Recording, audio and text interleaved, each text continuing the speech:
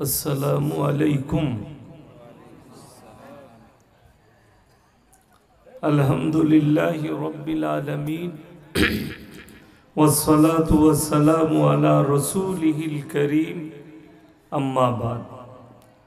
फ़ाऊज़ु बिल्लाहि मिनश शैतानिर रजीम, बिस्मिल्लाहिर रहमानिर रहीम। वैलुल लिकुल्लि हुमज़तिल लुमज़ा अल्लज़ी जमा मालन मुअद्ददा यहसबु अन्ना मालहु अख़लदा कल्ला लयुनबज़न्ना फ़िल हुतमा वमा अदराका मल हुतमा नारुल्लाहिल मूक़दा अल्लती तत्तलिउ अलल अफ़इदा इन्नहा अलैहिम मुअ्सदा फ़ी अमदिम मुमद्ददा व इला मदियन आखर। फ़ाऊज़ु बिल्लाहि मिनश शैतानिर रजीम, बिस्मिल्लाहिर रहमानिर रहीम।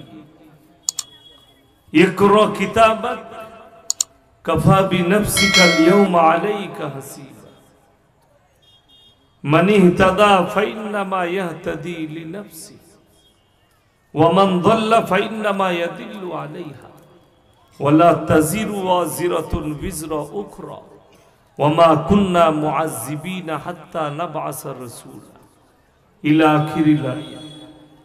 खैरुकुम मन तअल्लमल कुरआन अल्लमहु कमा क़ाला अलैहि सलातु व तस्लीम। माननीय श्रद्धेय জ্ঞানী গুণী মানী সম্মানী আজকের এই জলসার মাননীয় সভাপতি মহাশয়, শ্রদ্ধেয় উলামা ইকরাম, হুফাজ ইকরাম এবং আমার জ্ঞানী গুণী মানী সম্মানী মাননীয় শ্রোতা মণ্ডলী, পর্দার অন্তরালে পর্দা নসিব মায়েরা এবং বোনেরা, আল্লাহর বড় দয়া, কৃপা, ভালোবাসা আমাদের প্রতি, গোটা বিশ্বের প্রতি। সবাই আল্লাহ শুকর আদায় করে হৃদয় থেকে বলি আলহামদুলিল্লাহ। তারপর পরে বিশ্ব নবী জনাবে মুহাম্মদুর রাসূলুল্লাহ, সকলে বলুন সাল্লাল্লাহু আলাইহি ওয়াসাল্লাম। তিনার প্রতি শত কোটি দরুদ বর্ষিত হোক, বলুন আমিন সুম্মা আমিন। সবাই একবার দরুদে ইব্রাহিম পাঠ করি। আল্লাহুম্মা সাল্লি আলা মুহাম্মাদিন ওয়া আলা আলি মুহাম্মদ কামা সাল্লাইতা আলা ইব্রাহিম ওয়া আলা আলি ইব্রাহিম ইন্নাকা হামিদুম মাজিদ। আল্লাহুম্মা বারিক আলা মুহাম্মাদিন ওয়া আলা আলি মুহাম্মদ কামা বারাকতা আলা ইব্রাহিম ওয়া আলা আলি ইব্রাহিম ইন্নাকা হামিদুম মাজিদ। গুড়ি কয়েক কথা আলোচনা করব, আমরা সকলে আমল করব, বলুন ইনশাআল্লাহ। এক নম্বর, ইসলামের যে বুনিয়াদ পৃথিবীর বুকে আল্লাহ রেখেছেন, সেটা শিক্ষার দ্বারা, এডুকেশনের দ্বারা রেখেছেন। কোরআন আমার সামনে নামানো আছে। এই কোরআনটা নবীজি সাল্লাল্লাহু আলাইহি ওয়াসাল্লামের জামানায় একত্রিত ছিল না। কিছু এই সাহাবীর কাছে, কিছু ওই সাহাবীর কাছে বিচ্ছিন্নভাবে ছিল। এই কোরআনটা যিনি একত্রিত করেছেন তিনি একজন সাহাবী, হযরতে উসমান গনি রাদিয়াল্লাহু তাআলা। ওই জন্য কোরআনের প্রথম সূরা আছে সূরা ফাতিহা, দ্বিতীয় সূরা আছে সূরা বাকারা, তৃতীয় সূরা আছে সূরা আল ইমরান, চতুর্থ সূরা আছে সূরা নিসা, পঞ্চম সূরা আছে সূরা মাইদা। এইভাবে গোটা কোরআনটা গচ্ছিত আছে। কিন্তু অনেক মুসলমান জানে না, কোরআনের যে প্রথম আয়াত, নবীজি সাল্লাল্লাহু আলাইহি সাল্লাম গারে হীরার মধ্যে ছিলেন। আল্লাহ পাঠালেন, হে জিবরিল আমিন, তুমি কোরআন নিয়ে যাও নবীজির কাছে, আমার পয়গম্বরের কাছে। ইকরা বিসমি রাব্বিকাল্লাযী খালাক, এটা প্রথম আয়াত পৃথিবীতে এসেছে নবীজির কাছে, নবীজি গারে হীরার মধ্যে। হে নবী, পড়ো, ইকরা, পড়ো, শিক্ষার উপরে। পৃথিবীর ইতিহাস খুলে দেখুন, যারা এখানে মাস্টার আছেন, ডাক্তার আছেন, প্রফেসর আছেন, ইঞ্জিনিয়ার যদি কেউ থাকেন, আপনাদের মধ্যে কারুর ইতিহাস জানা থাকলে একজন দাঁড়িয়ে বলুন, আমি 100 টাকা চা খেতে দেব। পৃথিবীর প্রথম সভ্যতার নাম কি? আমরা ইতিহাসে পড়েছি আদিম যুগের ঘটনা, পড়েছেন না পড়েননি? পড়েন নাই?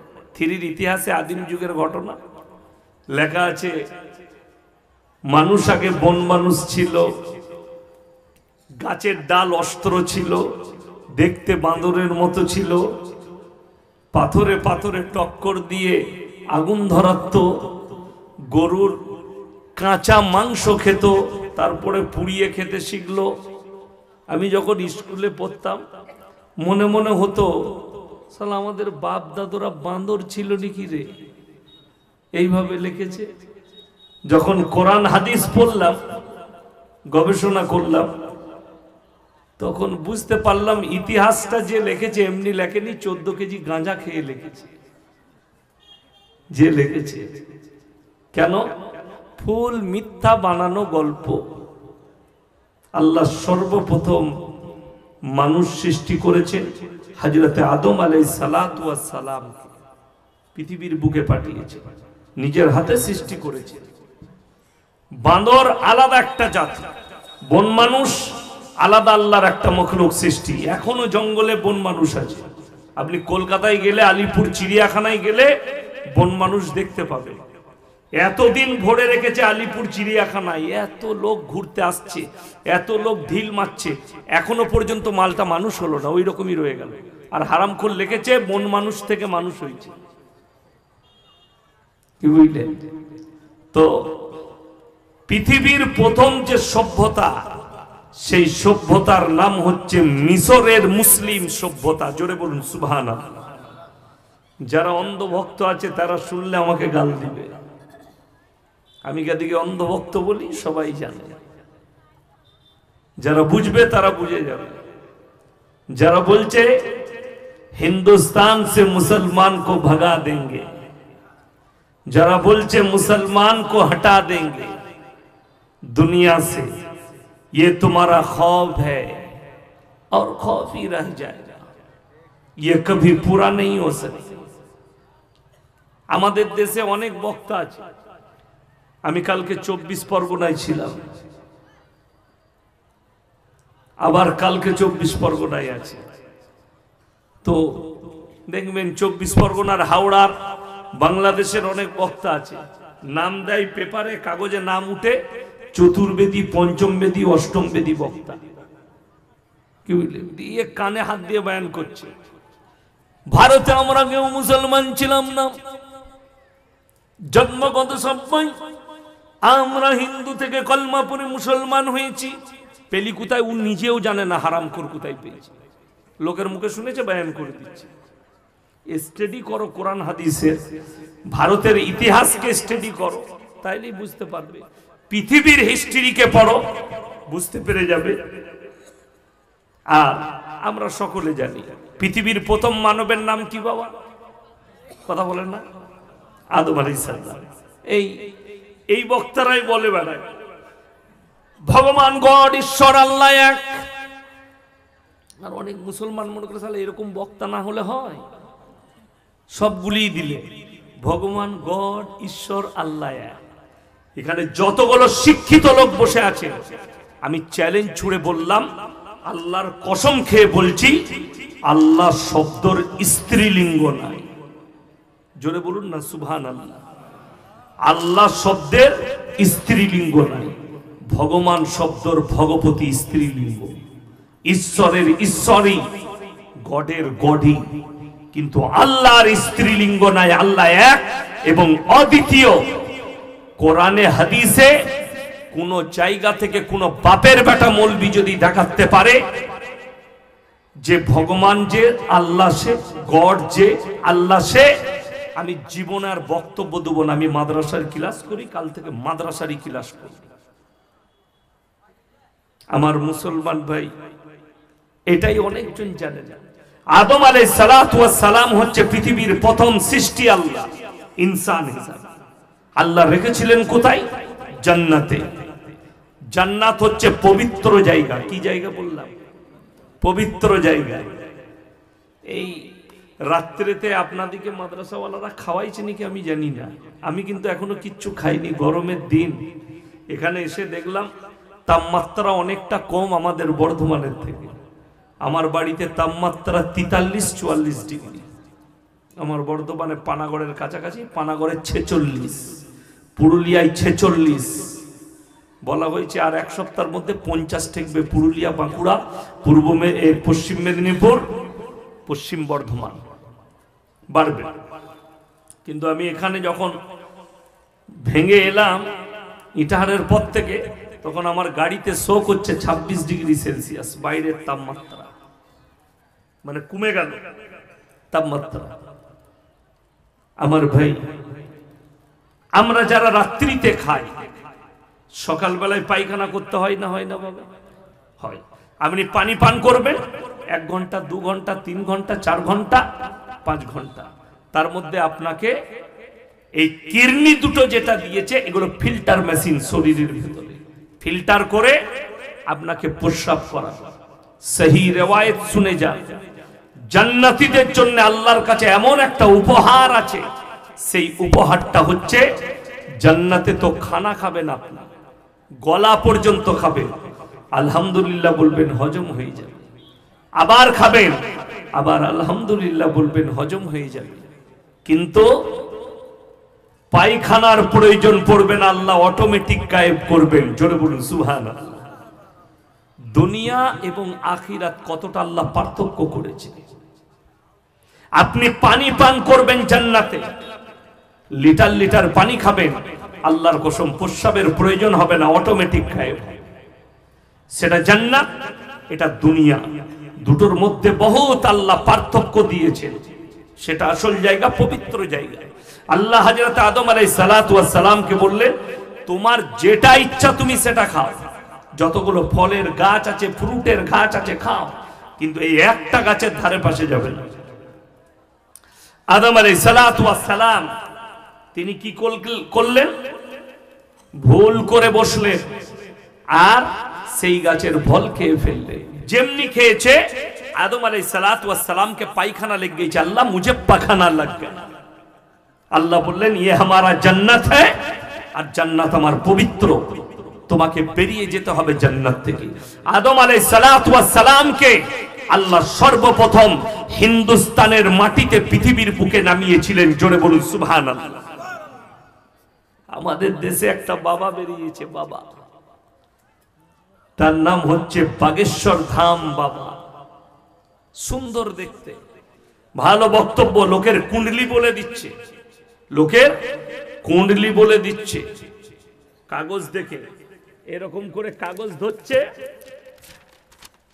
तुम्हारा बाप का नाम ये है, तुम्हारा माई का नाम ये है, तुम्हारा बेटी का नाम ये है, तुम्हारा घर इधर है। लोगरा बोलचे बाबा तो बड़ा अजीब व गरीब है, कुंडली भी बोल रहा है, सब कुछ बोल देता है। बाबा मुसलमान परेशान। আমাদের মৌলবীরা কোরআন পড়ছে, নামাজ পড়ছে, আল্লাহকে বিশ্বাস করে, রাসূলের মহব্বত। আমাদের মৌলবীরা কুণ্ডলি বলতে পারে না, কিছুই বলতে পারে না, বাবা তো কুণ্ডলি বলে দিচ্ছে। আমি বলেছি, ये छोटा दज्जाल है, ये कुंडली बोल रहा है, लेकिन जब बड़ा दज्जाल आएगा, तुम्हारे सामने आसमान से बारिश भी बरसा के दिखाएगा, मुर्दे को जिंदा करके दिखाएगा, फिर तुम अपने ईमान कहां पर रखोगे। रसूल सल्लल्लाहु अलैहि वसल्लमेर हादिस, আমার পরে যারা আশ্চর্য জিনিস করবে, আশ্চর্য জিনিস দেখাবে, সেটা জাদু ছাড়া তোমাদের কাছে আর কিছুই থাকবে না, তবে তুমি তোমার ঈমানকে বাঁচাতে পারবে। এই বাগেশ্বর ধাম বাবা বলছে, তাকে একজন প্রশ্ন করছে, বাবা दुनिया का सबसे पुराना धर्म कौन सा है? बाबा उत्तर दीजिए, कोई शक नहीं, सनातन धर्म है। क्यों? बोले ये 5000 साल पुराना धर्म है। बिस्मिल्लाह। और कुराने আছে, ওয়ালাকাদ কাররামনা বনি আদম, পৃথিবীর যতগুলো মানুষ আছে সবাই আমার আদম সন্তান। জোরে বলুন সুবহানাল্লাহ। হিন্দু, মুসলিম, জৈন, বৌদ্ধ, খ্রিস্টান, ইহুদি, নাসারা সবাই আমার আদমের সন্তান। ওয়ালাকাদ কাররামনা বানি আদম। যা কিছু দেখছো, যতগুলো মানুষ, যতগুলো ধর্ম, যতগুলো জাতি, সবাই আমার আদমের সন্তান। হযরত আদম নবী ছিলেন না ছিলেন না? কথা বলুন, নবী। তিনি প্রথম মানব। যদি আল্লাহ হিন্দুস্তানের মাটিতে শ্রীলঙ্কার পাহাড়ে নামিয়েছিল, সেই যুগে শ্রীলঙ্কা, ভারত, পাকিস্তান, আফগানিস্তান, বাংলাদেশ, কাজাকিস্তান যতগুলো দেশ ছিল, একটাই দেশ ছিল, তখন ভাগ হয়নি। তাই আল্লাহ মুসলমান দিয়ে দুনিয়া শুরু করেছে, আর এই দুনিয়ার খাতম হবে মুসলমান দ্বারা। দুনিয়ার খাতম হবে মুসলমানের দ্বারা। আল্লাহ নবীর হাদিস, এটা বিশ্বাস রাখেন। খোরাসান থেকে এমন একটা দল বের হবে, তারা পৃথিবীতে যখন যুদ্ধ করতে শুরু করবে, তাদের সামনে আর পৃথিবীর কোনো শক্তি দাঁড়াতে পারবে না। তারা গিয়ে আল আকসায় ঝান্ডা গেড়ে পৃথিবীর জয় ঘোষণা করবে। জোরে বলুন সুবহানাল্লাহ। আমার মুসলমান ভাই, আপনি জানেন না পৃথিবীর সভ্যতার নাম কি? এই ভারত সর্বপ্রথম মুসলমান ছিল ভারতে। জোরে বলুন সুবহানাল্লাহ। প্রথম নবীকে পাঠানো হয়েছে হিন্দুস্তানের মাটিতে। पहला नबी और पहला पैगंबर अगर अल्लाह ने भेजा तो हिंदुस्तान के सरजमीन पर भेजा। तुम इसको झुटला नहीं सकते। তোমরা এটাকে মিথ্যা বলতে পারো না। সবাই বিশ্বাস করে। চলুন, ইসলামের বুনিয়াদ রাখা হয়েছে শিক্ষার দ্বারা। আজকে যারা মনে মনে করছে মুসলমান পেছনে কেন, আপনার জানা নাই। আপনি অবাক হবেন শুনলে। আজকে তাদের মনে মনে হচ্ছে ফিলিস্তিন, গাজার নিরীহ মানুষ মারা যাচ্ছে, গোটা বিশ্বের মানুষ চুপচাপ বসে আছে। আপনার জানা আছে বর্তমানে পৃথিবীতে সব থেকে দুটো বড় ধর্মের নাম, এক নম্বর খ্রিস্টান ধর্ম অবলম্বী সব থেকে বেশি আছে, তারপরে দ্বিতীয় নম্বরে মুসলমান। 250 কোটি মুসলমান আছে পৃথিবী জুড়ে, তার মধ্যে 40 কোটি খালি ভারতে আছে। অনেকজন শিক্ষিত যারা থাকবে তারা বলবে সরকার তো বলছে আমরা 18 কোটি, 18%। সে তো আমার বাপ যখন স্কুলে গেছে তখন শুনেছে 18%। আমি স্কুলে গেলাম, শুনে এলাম 18%। এখন আমার মেয়ে স্কুলে যাচ্ছে, আমার মেয়ে আমাকে জিজ্ঞেস করছে আব্বা আমরা কি 18%? আমি বললাম হ্যাঁ, আমরা হিজড়ে আমাদের ছেলে পিলে হয়নি। কি বলবো? একদিকে বলছে 18% আর একদিকে বলছে মুসলমান 5-5, 10-10 बच्चे लेते हैं।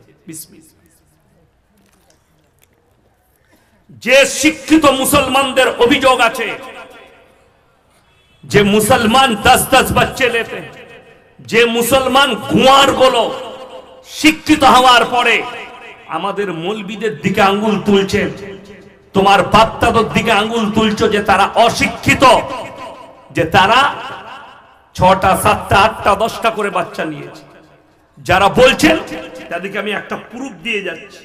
আমি কোনো রাজনৈতিক বক্তা নয়, খালি যারা আপনার উপরে অভিযোগ ঠুকেছে যে মুসলমানদের 10টা 12টা করে বাচ্চা, মুসলমানদের 5টা 7টা করে বাচ্চা, যারা আপনার উপরে ইলজাম দিচ্ছে তাদের কটা করে বাচ্চা একটু আমি আপনাদেরকে, যারা ভারতের দামি লোক বর্তমানে তাদের কটা ভাই, তারা কটা বোন, তাদের কটা বাচ্চা একটু শুনেলেন। আমি যদি মিথ্যা বলি এটা আমার ভাষা নয়, আমি ফেসবুক থেকে আপলোড করেছি। আজকে আমাদের দেশের প্রধানমন্ত্রী তিনারা 6 ভাই বোন। ক ভাই বোন বললাম? 6 ভাই বোন। আডবাণীজি তিনারা 8 ভাই বোন। तगड़िया तिनारा 9 भाई बोन। जोगीजी 7 भाई बोन। बाल ठाकरे 9 भाई बोन। लालू प्रसाद यादव 10टा भाई बोन। तारपरो बोलছে জনসংখ্যা বৃদ্ধির দায় হচ্ছে মুসলমানের। কথাটা বুঝতে পারেননি? আমার দায় আপনার, কিন্তু এদের হলে দায় নেই। আমি আপনাকে প্রুফ দিয়ে গেলাম। আমার মুসলমান ভাই, আপনি কোন জগতে বাস করছেন জানেন? আজকে যারা অভিযোগ করছে পৃথিবীতে 90 লাখ ইহুদি আছে, অথচ 250 কোটি মুসলমান, পৃথিবীর 47টা মুসলিম রাষ্ট্র আছে যাদের কাছে সামরিক হাতিয়ার আছে, সামরিক ক্ষমতা আছে, সামরিক বাহিনী আছে, তারপরেই গাজা ইসরায়েলের শিশুরা মারা যাচ্ছে। তুমি কাকে ইহুদিদের দালাল বলো? তুমি নিজে ভেবে দেখো, এই মুসলিম রাষ্ট্রগুলোর কথা ভেবে দেখো। এই 47টা রাষ্ট্র যাদের কাছে সামরিক হাতিয়ার, সামরিক বাহিনী আছে, তার মধ্যে 10টা এমন দেশ আছে যারা যে কোনো মুহূর্তে, যে কোনো পরিস্থিতিতে আমেরিকার মতো দেশের সঙ্গে যুদ্ধ করার ক্ষমতা রাখে। 1 নম্বর পাকিস্তান, 2 নম্বর তুরস্ক, 3 নম্বর ইরান, 4 নম্বর লেবানন, 5 নম্বর জর্ডান।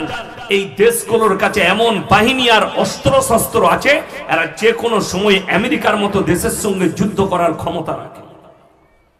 তার মধ্যে ইরানের কাছে পরমাণু আছে, তুরস্কের কাছে 90টা পরমাণু, ইরানের পরমাণু গোপন আছে, পাকিস্তানের কাছে 165টা পরমাণু বোমা আছে। যে কোনো মুহূর্তে এরা পরমাণু দ্বারা যুদ্ধ করতে পারে। আর এই দেশগুলোর সঙ্গে যে কোনো দেশ যুদ্ধ করতে গেলে 10 বার ভাববে। ভারতের কাছে 155টা পরমাণু বোমা আছে, ভারতের কাছে কয়েক লাখ সেনা আছে, আধুনিক হাতিয়ার আছে।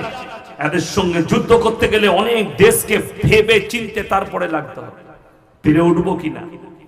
মুসলমান মার খাচ্ছে 90 লাখ ইহুদির কাছে। তার আসল সূত্রটা জানেন কি? মুসলমানের হাতে এলো বোম, মুসলমানের হাতে এলো পিস্তল, মুসলমানের হাতে এলো হাতিয়ার, মুসলমানের কাছে এলো গাঁজা, মুসলমানের হাতে এলো মদ বিক্রির কারবার, মুসলমানের কাছে এলো সুদ, মুসলমানের কাছে এলো আপনার লটারি, মুসলমানের কাছে এলো হারাম দ্রব্য বিক্রি করা, হারাম জিনিস। আর গোটা পৃথিবীর মাথার উপরে দাঁড়িয়ে গেল ইসরায়েল। ইসরায়েল ব্যবসায়ী দাঁড়িয়ে গেল গোটা পৃথিবীর মাথায়।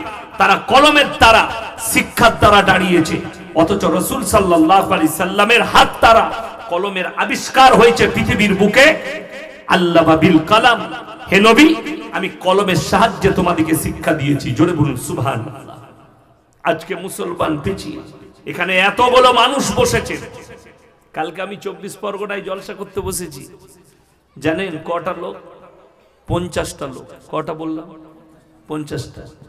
আমি ওই জন্য 24 পরগনায় ওইদিকে দাওয়াত নিয়ে বন্ধ করে দিয়েছি। 25 সালে আমি উত্তরবঙ্গে অনেক দাওয়াত দিয়েছি। কেন? ওখানে যাওয়া মানে নেমো খারামি করে বক্তাদের টাকা নেওয়া, গল্প শুনিয়ে টাকা দিতে হবে। 50টা লোক, 50 মিনিটে জলসা শেষ হয়ে যাবে, 50টা কথা বলবে। আমি কালকে বলে এসেছি গর্ব করে যে আমার কালিয়াগঞ্জ থানায় জলসা আছে কালকে, তো কয়েক হাজার লোক দেখতে পাবে তোমরা। সেখানে জলসা করেও মজা লাগবে, যেমন ছেলে তেমন মেয়ে। জলসা শুনে আমি গর্ব করে বলেছি, এতগুলো মানুষ আছেন। আপনারা সকলে যারা মুসলমান ভাই আছেন, বিশেষ করে যারা নামাজি, তারা সকলে জানেন প্রত্যেকটা মুসলমান নরনারীর জন্য দ্বীনি ইলম হাসিল করা কি বাবা? কথা বলেন, ফরজ। আমি চ্যালেঞ্জ ছুড়ে বলে গেলাম, যদি গোটা কালিয়াগঞ্জ থানা সমীক্ষা করা হয়, 100 জনের মধ্যে 98 জনের কাছে দ্বীনি ইলম নাই। ঠিক বললাম না ভুল বললাম? রাগ করে না, বাস্তব কথা বলছি। 98 জনের কাছে দ্বীনি ইলম মানে কি ভেবেছেন? আলেম হতে হবে, মুফতি মুহাদ্দিস হতে হবে, মুকাররির হতে হবে, মুফাসসির হতে হবে না। দ্বীনি ইলম অতটা হাসিল করতে হবে যতটা করলে তুমি হারাম হালাল চিনতে পারো, দ্বীন আর বদ্দীন চিনতে পারো, শিরক আর বিদআত চিনতে পারো, কুফরি চিনতে পারো, বদ্দীনটা চিনতে পারো। বেঈমান কাফেররা যে জালটা তোমার উপরে ছুঁড়েছে, সেই জালটা যেন চোখের দ্বারা তুমি দেখতে পাও যে আমার উপরে এমন একটা জাল ফেলা হয়েছে যে জালটাই আমার ঈমান ধ্বংস করছে। এটা দেখার ক্ষমতা নেই মুসলমানের। তার একটা প্রুফ দিই। আপনারা মনে করছেন যে এই আমার আগে উবাইদুল্লাহ ভাইকে আপনারা টাকা দিচ্ছিলেন মাদ্রাসার জন্য, উনি ঝেড়ে দোয়া করে দিচ্ছেন, একদম জান্নাত পর্যন্ত ঢুকিয়ে দিচ্ছিলেন, দেননি? ঢুকিয়ে দিচ্ছে, মাশাআল্লাহ। টাকা দিয়ে যদি জান্নাতটা পাওয়া যেত, সব থেকে বড় জান্নাতটা পেয়ে যেত বিল গেটস। কত বলে না, কয়েক মিলিয়ন ডলার দান করেছে করোনা কালে। তাইলে সব থেকে ভালো জান্নাতটা সেই পাবে, টাকা দিয়ে জান্নাত পাওয়া গেলে। আর আমরা হুজুররা আসছে, হুজুররা দোয়া করে দিচ্ছে, বাস জান্নাত রেডি।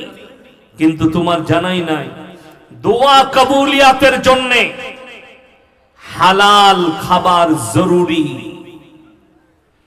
দোয়া কবুলের প্রথম শর্ত হচ্ছে হালাল খাবার, প্রত্যেকটা মুসলমানের জন্য। আপনার দোয়া এমনি কবুল হবে না, হালাল খাবার খেতে হবে। মুসলমানরা হারাম হালাল কতটা ভালো বুঝে বলে দিই। আমার বর্ধমান জেলার ছেলেরা গাড়ি চালায়, লরি। আপনাদের এখানে ছেলেরা ট্রাক চালায় না? অনেক ছেলে চালায়। আমাদের বর্ধমানে, আমার এলাকায় বিশেষ করে বালির গাড়ি চালায়। কিসের গাড়ি বললাম? বালি পাথরের গাড়ি চালায়। মুসলমানের ছেলে হাই রোডে গাড়ি চালাচ্ছে, হোটেলে দাঁড়িয়েছে, ঢুকেই বললে ভাই এক বোতল মদ দেন। মদ খাওয়া হয়ে গেল, এরপর বলছে মুরগির মাংস আর রুটি নিয়ে। সে হোটেলের কর্মচারী বেচারা মুরগির মাংস আর রুটি এনেছে। তখনই জিজ্ঞেস করছে, মুরগিটা জবাই না কাটা? বলে হারাম করকে জুতো করে মার।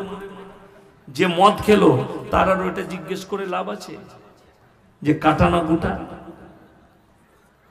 আপনি যদি সকালবেলায় উঠে রায়গঞ্জ বাজারে যান, সকালবেলায় উঠে আপনি যদি বালুরঘাট বাজারে যান, গঙ্গারামপুরে যান, আপনি যদি কোনো অপরিচিত হোটেলে খেতে যান, আপনাকে জিজ্ঞেস করতে হবে মুরগিটা জবাই না কাটা। এটা আপনার জন্য শর্ত, ঠিক কিনা কথা বলে? মুসলমানের জন্য। কেন? হালাল খাবার। এরপর আর একটা ডোজ দিই। আপনি শুনে গেলেন রাতের বেলায়, ইয়াসিন ভাই বর্ধমান থেকে এসে বলে গেল জবাই করা মাংস খাবো। আপনি সকালে উঠে বাজারে গেছেন, দাদা জবাই করা 1 কিলো মাংস দেন। সে তার কাছে আপনি কিনছেন জবাই করা মাংস, কিন্তু টাকাটা আবার সুদের টাকা। সেই একই মাল দাঁড়িয়ে গেল। কথা বুঝাতে পারলাম? একই জিনিস দাঁড়িয়ে গেল, টাকা সুদের, মাংসটা জবাই করা। আপনি মনে করেছেন টাকা যেরকমই হোক, মালটা যেন জবাই করা হয়, বাস একদম হালাল হয়ে গেল। যদি বলেন হুজুর সুদ কি? ওয়াহাল্লাল্লাহুল বাইয়া ওয়া হারামার রিবা। হে আমার নবী, সুদকে হারাম করেছি আর ব্যবসাকে হালাল করেছি। আমার নবী বিশ্ব নবী বললেন, হে আমার সাহাবীরা শোনো, কেউ যদি 1 টাকা সুদ খায়, নিজের মায়ের সঙ্গে 36 বার জিনা করার সমান পাপ হবে। নবীজি সাল্লাল্লাহু আলাইহি ওয়াসাল্লামের হাদিস। এই সুদের বয়ান করছি, সকালবেলায় শুনতে পাবেন চায়ের দোকানে সুদখোর মাল কটা আমাকে গাল দিচ্ছে। বা যে মলবি এনেছি দিবে ভালো লয়, কোন মাল কটা সুদখোর কটা গাল দিব। তোরা গাল দিলে কোরআনের আয়াত পাল্টাবে না, তোরা গালি দিলে নবীজির হাদিস পরিবর্তন হবে না। ওই জন্যই তো অনেকজন রাস্তাঘাটে চায়ের দোকানে কি বলে জানেন? কাল কি বলবে? ইয়াসিন ভাই এসছিল, দারুণ হক কথা বলে। আমাদের মসজিদের ইমাম তো বলতে পারে না। তোর মসজিদের ইমামকে বলার অধিকার দিয়েছিস তুই? তোমার ইমামকে বলার হক দিয়েছ? হক দাওনি। ইমাম বলে দিলে ইমামের চাকরি চলে যায়। ইমাম হক বয়ান করলে, খুতবা দিলে ইমামকে ঘর পালিয়ে যেতে হয়, তার পেছনে লাগে। এরকম একটা নয়, 100টা প্রুফ দেব আমি পশ্চিম বাংলায়। আমার বর্ধমান জেলায় রমজান মাসে মাইয়াত হয়েছে, ইমাম জানাজার নামাজ পড়াবে। তো দেখবেন জানাজার আগে আমাদের দেশে এলান হয়, কি হয় যে অমুক ব্যক্তি মারা গেছেন, কিছু যদি করে থাকে আপনারা ক্ষমা করে দিবেন, তার সন্তান আছে, ধার দেনা যদি কিছু থাকে বলবেন, সে পরিশোধ করবে। বলে না? বলে না? আর দেখবেন প্রত্যেক গ্রামে একটা করে মোড়ল থাকে, থাকে না? থাকে। কিন্তু মোড়লগুলো বেশিরভাগ দেখবেন এঁচড়ে পাকা হয়। এঁচড়ে পাকা বুঝেন আপনারা? বুঝেন না? রোদে যে মালটা পেকে যায় সেটা খুব খারাপ লাগে খেতে। রোদে পাকা মাল জানেন না? হ্যাঁ, আম যদি রোদে পেকে যায়, আমটা মনে হবে পাকা কিন্তু মালটা খারাপ। এই রোদে পাকা মাল কিছু আছে। জানাজার ময়দানে দাঁড়িয়ে বললে রমজান মাস, জানাজার নামাজ পড়ে মাটি দিয়ে যে মেহমানরা এসছেন আপনাদের খানার ব্যবস্থা আছে, খানা খেয়ে যাবে। ইমাম সাহেব বললে রমজান মাসে খানার এলান করা হারাম। সকালবেলায় মসজিদ কমিটি ইমামকে তাড়িয়েছে। এটা আমি কোনো বানানো গল্প বলিনি। যদি মনে হয় কারুর, আমি বানিয়ে বলছি, বাপের বেটা হলে আমার গাড়িতে চাপো। 40 ডিগ্রি সেলসিয়াস আছে, 45 ডিগ্রি আছে। আমার মাদ্রাসায় আমি মেহমানখানা এসি করে রেখেছি, এসিতে রাখবো। আর আমার বাড়িতে দেশি মুরগি আছে, মাগুর মাছও রাখা আছে, যেটা খাবেন খাও। দিয়ে সেই ইমামের সঙ্গে আপনাকে মুলাকাত করিয়ে দেবো, তার মুখ থেকে শুনে নিবে। তাকে অপমান করে তাড়িয়েছে। এ খবর যখন আমার কাছে এলো, আমি আমার জেলায় একটা জলসা পড়লো, জলসায় প্রকাশ্যে বললাম রমজান মাসে মাইয়াত বাড়িতে খানা রান্না করা হারাম। লোকরা বলছে ইয়াসিন সাহেব একদম হক কথা বলেছে, তোর ইমাম বললে কেন তাড় আসবে? কথাটা বুঝতে পারেননি? ইয়াসিন সাহেব বললে হক। এক্ষুনি যদি এখানে কমিটির লোক বলে হুজুর এত কড়া ভাষণ দিবেন না, আমার গাড়ি রেডি আছে, নামবো, পালিয়ে যাবো, তুই বুঝে নিবি। আমার কিন্তু চাকরি যাবার ভয় নাই। ভয় আছে? ভয় নাই। আমার শেষ হবে, আমি বাড়ি পালাবো, তুই বুঝে নে।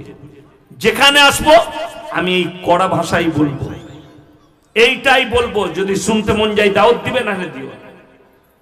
কারো পরোয়া নাই। বড় কষ্ট লাগে। ইমাম বললে ইমামকে তাড়িয়ে দাও। হক শোনার ক্ষমতা নেই। আজকে ওই জন্য মুসলমান পিছিয়ে। যদি মসজিদ কমিটি বলতো আজ পর্যন্ত, এরা উত্তর না দক্ষিণ? উত্তর দিনাজপুর। উত্তর দিনাজপুরের একটা মসজিদ কমিটি আমাকে দেখিয়ে দেন যে কোন মাদ্রাসায় কোন ভালো আলেমের কাছে গিয়ে বলেছে যে মৌলী সাহেব আমাকে শর্তগুলো লিখে দেন তো। কিসের? কোন কোন ব্যক্তি মসজিদের কমিটিতে থাকতে পাবে, তার আখলাক, তার চরিত্র কেমন হওয়া দরকার। কেউ গেইছে কোনোদিন? কথা ইমানদারির সঙ্গে বলবে। যাই নাই। যদি যাই আর যদি শর্তগুলো জানতে চাই, এই উত্তর দিনাজপুরে 100টা মসজিদের মধ্যে 95টা মসজিদের নামগুলো সব কাটা যাবে। আরে অনেক সেক্রেটারি আছে হারামখোর, নামাজই পড়ে মসজিদে, আর তাকে মসজিদের সেক্রেটারি করেছে। ওই জন্য আমি একটা জলসায় বলেছি, মুসলমান তুমি ব্র্যান্ড চিনতে পারোনি। তুমি ব্র্যান্ড চিনতে না পারার কারণে আজকে তোমাদের এরকম হাল। তা নাহলে মুসলমান কখনো বলতে পারে বেঈমান কাফেরের মতো? মৌলবীরা কি জানে? আজকে মানুষ দুনিয়ার পেছনে ছুটছে। ছুটছে না ছুটেনি? দুনিয়ার পেছনে, জানে? সেদিন আমি একটা বক্তব্য শুনলাম, ফিল্মের আর্টিস্ট মুসলিমদের, তার নাম হচ্ছে জাভেদ জাফরি। সে একটা কনফারেন্সে বসে আছে, তো তাকে একজন প্রশ্ন করছে, মুসলিমদের ছেলে, বলছে আজ তো লোক दुनिया के पीछे भाग रहा। तो তিনি জিজ্ঞেস করলেন तुम कौन हो, मुसलमान हो या दूसरी कौम? बोले मुसलमान हूं सर। बोले मुसलमान हो तो मेरे बात सुन लो, तू दुनिया के पीछे मत भाग, तू 1400 साल पीछे चला जा, दुनिया तेरे पीछे भागने लगेगी। जोरे बोल सुभान अल्लाह। তুমি 1400 বছর পেছনে চলে যাও, দুনিয়া তোমার পেছনে ছুটতে শুরু করবে। আপনি ভেবে দেখুন, মানুষ দুনিয়ার পেছনে ছুটছে। আমাদের মতো মৌলবীরা দুনিয়ার পেছনে ছুটি না, দুনিয়া আমাদের পেছনে ছুটতে শুরু করেছে। কথাটা বুঝতে পেরেছেন না পারেন?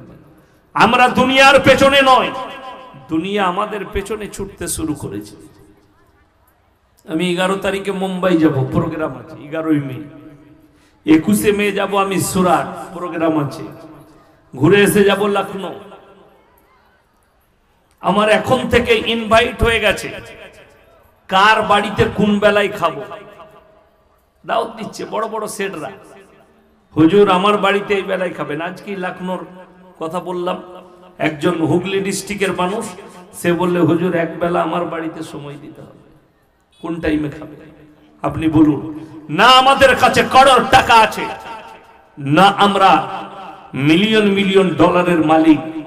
আল্লাহ চালিয়ে নিচ্ছে, মাদ্রাসার খিদমত করছি, দিনের খিদমত করছি, আল্লাহ চালিয়ে দিচ্ছে। আমরা নবীজি সাল্লাল্লাহু আলাইহি সাল্লামের আখলাকের পেছনে, দুনিয়া আমাদের পেছনে। জোরে বলুন সুবহানাল্লাহ। যে কোনো দেশের কোন যদি কোটিপতি মুসলিম মারা যায়, তার জানাজার নামাজ কে পড়াবে? নেতা পড়াবে না 5000-এর মৌলবি পড়াবে? বাবা 5000-এর মৌলবি পড়াবে। ভেবে দেখো, তুমি দুনিয়ার পেছনে, আর আমরা মৌলবিরা 1400 বছর পেছনে, দুনিয়া আমাদের পেছনে। তুমি 1400 বছর পেছনে গিয়ে নবীজির আখলাক নাও, দুনিয়া তোমার পেছনে ছুটতে শুরু করবে। আজকে মুসলমান, আমাকে 4 দিন আগে একজন প্রশ্ন দিয়েছে, ভদ্র মহিলা স্কুলে পড়াশোনা করে, আমি জানি না কোন ক্লাসে পড়ে, কি নিয়ে পড়াশোনা করে না চাকরি করে, স্টেজে এলো কাগজ, আজকে আপনারা পর্দার কথা বলছেন, এটা তো মডেলিং এর যুগ। আজকে আপনারা নারীদিকে ঢেকে দেওয়ার কথা বলছেন, আপনারা কত বড় অজ্ঞ, এটা তো মডেলিং এর যুগ। আমি বললাম, রাগ করো না হে আমার মায়েরা, হে আমার বোনেরা, ছোট পোশাক পরাটা, নাংটা পোশাক পরাটা, ছোট্ট ছোট্ট প্যান্ট পরাটা, ছোট্ট ছোট্ট পোশাক পরাটা যদি তোমাদের জন্য মডেলিং হয়, তো তোমার এলাকার সব থেকে বড় মডেলিং হচ্ছে তোমার এলাকার কুত্তাগুলো, যারা পোশাকই পরে না। কথাটা বুঝতে পেরেছেন না পারেন? যে মহিলারা ভাবছে যে ছোট পোশাক পরাটা আজকের যুগে মডেলিং, তাদেরকে বলবো সব থেকে বড় মডেলিং হচ্ছে তোমার ঘরের কুত্তাটা, যে কোনো পোশাকই পরে না। তোমার পাড়ার ওই কুকুরটা যে পোশাকই পরে না, সে হচ্ছে সব থেকে বড় মডেলিং। এই বয়ান যখন যাবে, কাঁটার মতো ভুগবে বেঈমান কাফেরদের গায়ে। তুমি ভেবে দেখো, যে হারামখোররা বলছে ইসলাম নারীদিকে কতটা মর্যাদা দিয়েছে, আল্লাহর কসম খেয়ে বলে যাচ্ছি, এই উত্তর দিনাজপুরের মাটিতে ইসলাম নারীকে যে মর্যাদা দিয়েছে পৃথিবীর কোন ধর্ম দিতে পারেনি। জোরে বলুন সুবহানাল্লাহ। তার 1 নম্বর প্রমাণ, কোরআনে আল্লাহ বললেন, ওয়াদরিব খুমুরিহিন্না আলা জুনুবিহিন, হে নারী তুমি নিজেকে ঢেকে নাও, পর্দা পুশিদার মধ্যে চলে এসো, কোনোদিন ধর্ষিতা হবে না, লাঞ্ছিত হবে না। যারা তোমাকে মডেলিং এর কথা বলছে, যারা আজাদির কথা বলছে, সেই হারামখোরের আওলাদরা তোমার শরীর দেখতে ভালোবাসে, তোমাকে ন্যাংটো দেখতে ভালোবাসে, তোমাকে বিকিনিতে দেখতে ভালোবাসে, তোমার শরীরকে তার মহব্বত, তোমার দিলকে নয়। আজকে মুসলমান যারা পরকিয়া করেন, সেই মেয়েদিকে বলছি, শোনো, বড় কষ্ট লাগে যে নারীরা স্বামীর পেছনে পরকিয়া করো, স্বামীর পেছনে অন্য পুরুষের সঙ্গে সম্পর্ক রাখো, তারা কান খুলে শুনে যাও আজকে আমার এই নসিহতটা। তুমি যে পুরুষটাকে মনে করছো আমাকে মহব্বত করে, সে শুধুমাত্র তোমার জিসমের জন্য আর 20 মিনিটের জন্য তোমার দায়িত্ব নিতে পারবে, একটা রেস্টুরেন্টে খাওয়াতে পারবে, 2টো মাল কিনে দিতে পারবে। আর তোমার জানা আছে, তোমার গোটা জিন্দগির দায়িত্ব নিয়ে বসে আছে তোমার স্বামী, যে বাইরে কাজ করতে গেছে, যে মাল বেচতে গেছে, যে দিল্লি বোম্বাইয়ে কাজ করছে, যে সৌদি আরবে কাজ করছে, সে তোমার পুরো জিন্দগির দায়িত্ব নিচ্ছে, সেখানে খাচ্ছে আর তোমার অ্যাকাউন্টে টাকা ভরছে, আর তুমি মজ মস্তি করছো 10 মিনিটের জন্য তোমার প্রেমিকের সাথে। তাকে জিজ্ঞেস করে দেখো, তুমি আমার পুরো জিন্দগির দায়িত্ব নিতে পারবে? তোমার মুখে পিশাব করে দিবে সেই যুবক। ওই জন্য আজকে মুসলমান শুনেলেন, দ্বীনে ইলম সবাই হাসিল করবো, জোরে বলুন ইনশাআল্লাহ। হারাম হালালটাকে চিনুন, দিন আর বদ্দিন চিনুন। আজকে বেঈমানরা যেভাবে আপনার কাছে ঘাঁটি গেড়ে দিয়েছে, আপনি অনুভব করতে পারবেন না। আমি হাওড়া জেলায় বলে এসেছি, 24 পরগনায় বলেছি, মেদিনীপুরে বলেছি। আমাদের দেশে কিছুদিন আগে ঈদ উল ফিতর উদযাপন হলো না? আমরা পেলাম রমজানুল মুবারকের মাস, আর লোকে জান্নাতে যাওয়ার আশা করে। এখানে অনেকজন টাকা দিচ্ছে জান্নাতে যাব, আলহামদুলিল্লাহ, ভালো জিনিস। কিন্তু অবাক হবেন, রমজান মাসে মসজিদে ভিড় কম ছিল না বেশি ছিল বাবা? এখন কিন্তু ওই মাল কটাকা আর খুঁজে পাওয়া যাচ্ছে না, মাল কটা হারিয়ে গেছে। ঠিক বললাম না ভুল বললাম? ঈদ হয়েছে, তাদের নামাজও শেষ। তোমরা কোন মুখে আমাকে গালি দাও? আমি যখন বলি, আমি জলসাই বলেছি, এই নামাজিগুলো শবে বরাতের রাতের নামাজি, আর এরা পুরো বৎসর পড়ে না। এই নামাজিগুলো শুধু রমজানের নামাজি, আর পুরো বৎসর নামাজ নাই। অথচ নামাজকে ফরজ করা হয়েছে। নবীজি সাল্লাল্লাহু আলাইহি সাল্লামের হাদিস, যার নামাজ নেই তার মধ্যে ইসলাম নেই। রাস্তাঘাটে যেখানে সময় পাবে নামাজ আদায় করে না। আজকে জানেন, আপনার গাফলতির কারণে, আপনার দুর্বলতার কারণে দিল্লির মতো জায়গায়, দিল্লির মতো রাস্তায় নামাজরত অবস্থায় মুসল্লিকে লাত মেরেছে দিল্লি পুলিশ। রাস্তার উপরে নামাজ পড়ছে, মাথায় খুশি, ভিডিও ভাইরাল হয়েছে। অনেক বুদ্ধিজীবী মুসলিম, অনেক বুদ্ধিজীবী মুসলিম, আমি অমুসলিমদের কথা বলবো না, তারা অজ্ঞ, তারা বলতেই পারে। মুসলিমরা বলছে শিক্ষিত মুসলমান, এই মুসলমান বোকা, কি করতে তোমরা নামাজ পড়তে যাচ্ছ? রাস্তাটা তোমাদের বাপে। তুমি যখন শিক্ষিত হয় এই কথা বললে, তাইলে তোমার মুখ থেকে আমি এই কথাটা ওই দিনে শুনতে চাই যেদিনে দুর্গা উৎসব হয়, যেদিনে দেওয়ালি হয়, কালী পুজো হয় দেশে। দিল্লি, বোম্বাই, গুজরাট, উত্তরপ্রদেশ, হায়দ্রাবাদ, কলকাতা, এক একটা রোডকে 15 দিন 20 দিন ব্লক করে প্যান্ডেল করে সেখানে পুজোর অনুষ্ঠান হয়, রাস্তা ব্লক করে দেওয়া হয়। তখন তোমার ক্ষতি হয় না, তখন তুমি বলতে পারো না। আর মুসলমান 2 মিনিট নামাজ পড়বে, তোমার ক্ষতি হয়ে গেল। কথাটা বুঝতে পারেননি? মুসলমান 5 মিনিট নামাজ পড়বে। আমি রাস্তায় আসছি, যদি আমার নামাজের প্রয়োজন পড়ে, হাই রোডটা গোটায় খালি পড়ে আছে, আমি কোনো পার্কিং এ নামাজ পড়তে পারি না? এই দেশে অধিকার আছে। যত ধর্মের মানুষ আছে নির্দ্বিধায়, বাবা আম্বেদকর সংবিধান লিখেছেন, প্রত্যেকটা ধর্মের মানুষ, এই ভারতবর্ষ হচ্ছে সেকুলার দেশ, নির্দ্বিধায় নিজের ধর্ম পালন করতে পারবে, এটা সংবিধান। আজকে কেন জানেন? মুসলমান, আল্লামা ইকবাল লিখেছেন, ইস ঘর কো আগ লাগি ঘর কি চিরাগ সে। মুসলমান তোমরা নিজেদের ঘরে নিজেরা আগুন ধরিয়েছো। আপনাকে দেখিয়ে দেব, আপনাদের উত্তর দিনাজপুরের ঘটনা নয়, হাওড়া জেলার ঘটনা। হিন্দু ভাইরা তাদের ধর্ম পালন করেছে, তাদের ঠাকুর ভাসাতে যাচ্ছে মসজিদের পাশ দিয়ে। এক জায়গায় হিন্দু মুসলিম বাস করি, সে আমার সামনে দিয়ে যাবে না তো কোন দিকে যাবে? মসজিদের সামনে দিয়ে যাচ্ছে, তারা ডিজে বাজিয়ে গেল, গান বাজিয়ে গেল, নেচে গেল। আপনি থানায় অভিযোগ করলেন, স্যার আমার মসজিদের সামনে হিন্দু ভাইরা ডিজে বাজিয়েছে, ডান্স করেছে, আমাদের নামাজের ক্ষতি হয়েছে। এই মুসলমান কতটা নেমক হারাম তার প্রুফ দিয়ে যায়। হিন্দু ভাইরা তাদের ধর্ম পালন করে ডিজে বাজিয়ে ঠাকুর ভাসাতে গেলে তোমার নামাজের ক্ষতি হলো, তোমার ইমানের ক্ষতি হলো। অথচ মুসলমান বর্তমানে বেটা বিটির বিয়েতে 3 দিন ধরে ডিজে আর গান বাজাচ্ছে হারামখোর, তখন তোর নামাজের ক্ষতি হয় না। বর্তমানে ঈদের চাঁদ উঠেছে, আমার বর্তমান টাউন থেকে হুগলি ডিস্ট্রিক্ট, মুর্শিদাবাদ, মালদা, আপনার হাওড়া, হুগলি, 24 পরগনা, মুসলিমদের যুবকরা ঈদের রাত থেকে ডিজে নিয়েছে, হারামখোররা সারা রাত গান চালিয়েছে, ঈদের দিনে সারা রাত গান চালিয়েছে। তখন তোমার নামাজেরও ক্ষতি হয়নি, তখন তোমার ইমানেরও ক্ষতি হয়নি। এই মুসলমান জাতির উন্নতি কি করে হতে পারে? তুমি গানটাকে জায়েজ করেছো, হারামটাকে হালাল করেছো, আর তুমি মনে মনে ভাবছো যে আমি বেঁচে যাব। আজকে এটাই তো মুসলমানের অভাব। তুমি হারামটাকে হালাল করে নিয়েছো, বেঈমান কাফেররা সুযোগ পেয়েছে। আজকে আপনাকে পার্থক্য বুঝিয়ে যায়, নবীজি সাল্লাল্লাহু আলাইহি সাল্লামের হাদিস, কিয়ামতের পূর্বে এই সমাজের বুকে হারাম আওলাদে ভরে যাবে। মুসান্নাফ ইবনে আবু শাইবা 40 নম্বর হাদিস, আপনার চোখ দিয়ে পানি পড়বে। আল্লাহর হাবিব সাল্লাল্লাহু আলাইহি সাল্লাম বললেন, হে আমার সাহাবীরা শোনো, এই পৃথিবীতে যতগুলো মসজিদ আছে কিয়ামতের পূর্বে নামাজিতে ভরে যাবে। সাহাবীরা বললেন, ইয়া রাসূলুল্লাহ, সেই নামাজিরা কেমন নামাজি হবে? নবীজি বললেন, সেই নামাজিগুলো হবে সুদখোর নামাজি।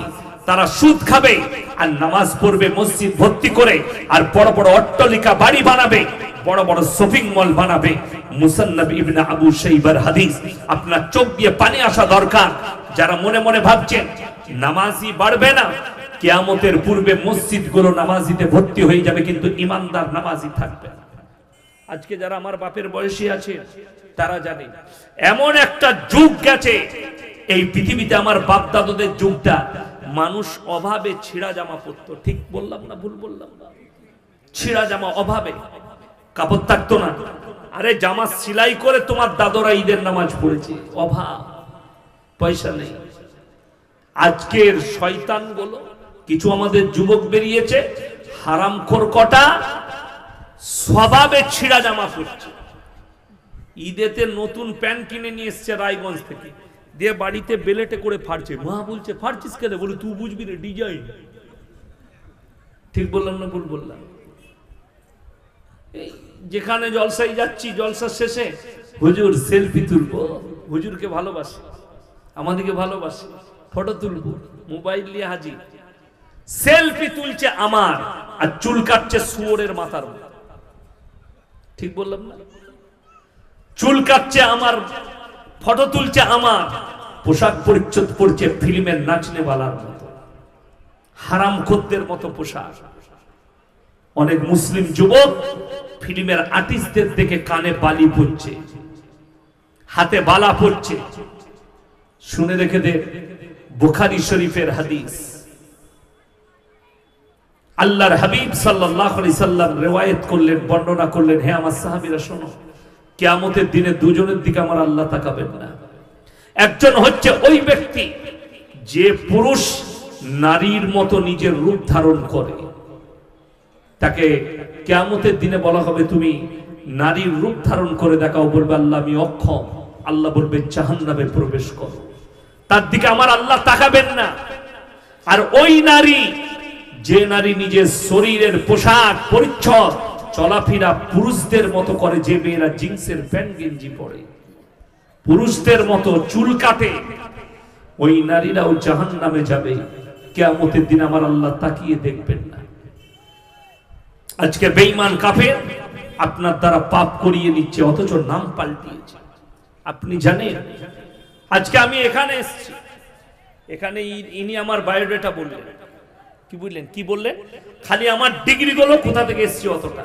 কিন্তু আমাকে যদি বলেন আপনি কে, আপনার পরিচয় কি, আমি সর্বপ্রথম আমার বাপের নাম নেব না মায়ের বাবা? বাবা আমি বলবো আমি মোল্লা শওকত আলী মাজাহিরি বর্ধমানের ছেলে, এটা বলবো, এটা আমার পরিচয়। আমার মুসলমান ভাই, আমি যদি আপনাদের কেউ কি জিজ্ঞেস করি তুমি কে, সে বাবার নাম নিবে না মায়ের বাবা? বাবা, সে বাবার নাম নিবে। বাবা যদি মারাও যায় তাও বলবে আমি মৃত অমুকের ছেলে। বলবে না? বলবে না? আমি মৃত অমুকের ছেলে, তাও বলবে। কেন? এখানে অনেক বড় একটা লজিক আছে। আল্লাহ তাআলা ইনসানের পরিচয় যেটা ঘটিয়েছে সেটা পাপের দ্বারা। জোরে বলুন সুবহানাল্লাহ। আপনাদের এখানে ছাগল নেই? আছে। গরু আছে না নেই? গরু আছে। আচ্ছা, ছাগলের বাচ্চা হলে পাঁঠার বাচ্চা বলেন না ছাগলের? কথা বলেন। ছাগলের গায়ের বাচ্চা হলে ষাঁড়ের বাচ্চা বলেন না? গায়ের বাচ্চা। আল্লাহর কসম, ইনসানের পরিচয় বাবার দ্বারা, জানোয়ারের পরিচয় আল্লাহ দিয়েছে মায়ের দ্বারা। কি করে? একটা ছাগল যদি মাঠে যায়, 5টা পাঁঠা থাকলে 5 জনই মিলামিশা করবে। কার বীর্য থেকে বাচ্চা হলো এটা আমার আল্লাহ ছাড়া কেউ জানে? কেউ জানে না। একমাত্র আল্লাহ জানে কার বীর্যের দ্বারা বাচ্চা হয়েছে। ওই জন্য ইসলামী শরীয়তে পুরুষের জন্য 4টা বিয়ে করা যায় আছে না? নাই? কথা বলে না? 4টা বিয়ে করতে পারবে। আচ্ছা আপনারা বলবেন, আপনারা বাদ দিয়ে, আলেম যারা আছেন, ইমাম যারা আছেন, তারা বাদ দিয়ে আপনারা বলুন, কেউ যদি দ্বিতীয় বিয়ে করতে চায় বিবির কাছে অনুমতি নিতে হবে না? হবে না? হ্যাঁ। আচ্ছা আপনারা যারা বললেন নিতে হবে, মাশাআল্লাহ, আপনার কথাটাই 1 মিনিটের লেগে মেনে। আচ্ছা এরকম ভালো বউ কারুর আছে যে বলবে আমি কালকে আর একটা বিয়ে করবা, তোমার গালে চুমু খাবে না, ঝাঁটা করে মারবে? কথা বলেন। ঝাঁটা করে মারবে। তাহলে ইসলামী শরীয়তে মায়েরা ভুল বুঝবেন না, বিবির কাছে অনুমতি নেবার প্রয়োজন নাই দ্বিতীয় বিয়ে করার জন্য। তুমি দ্বিতীয় বিবি গ্রহণ করবে, বিবির কাছে অনুমতি নেবার প্রয়োজন নাই কোনো। অনেকজন মনে মনে ভাবছে সালা ভালো মৌলবীকে দাওয়াত দিয়েছিস, কালকে আর একটা করব, তুমিও মার খাবে আমিও মার খাবো না। ইসলামী শরীয়তে বাধাটা যেখানে আছে, যদি তোমার মনে হয় দুটো বিবিকে সমান চোখে দেখতে পারবো না, তখন তোমার জন্য একটাই বিবি যথেষ্ট। জোরে বলুন সুবহানাল্লাহ। বাধা ওই জায়গায়, কারুর যদি দুটো বউ থাকে, একটা বউকে যদি 500 টাকা দামি শাড়ি দেন আর একজনকে 300 টাকা, সে যদি তাহাজ্জুদ গুজার হয় কিয়ামতের দিনেও আটকাবে আর কবরেতেও আটকিয়ে যাবে। মায়েরা শুনেলেন, কারোর যদি দুটো স্ত্রী থাকে, একজনের উপরে অত্যাচার করে একজনকে ভাত না দেয় আর একজনকে ভালোবাসে, সে যদি কাবা ঘরে নামাজ পড়ে আল্লাহর কসম আটকিয়ে যাবে কিয়ামতের দিনে। লিখে নিয়ে যান, যত দান করবে করো, যত নামাজ পড়বে পড়ো, আটকাবে তুমি। ওই জন্য শরীয়ত, তুমি দুটো বিয়ে করতে পারো, কিন্তু তোমার দিলকে জিজ্ঞেস করো, তুমি যদি সমান চোখে দেখতে পারো দুটো বিবিকে, তোমার জন্য জায়েজ আছে। যদি তুমি না পারো, তোমার জন্য একটাই বিবি যথেষ্ট। অথচ মুসলমানের নামে অভিযোগ উঠছে, কারা?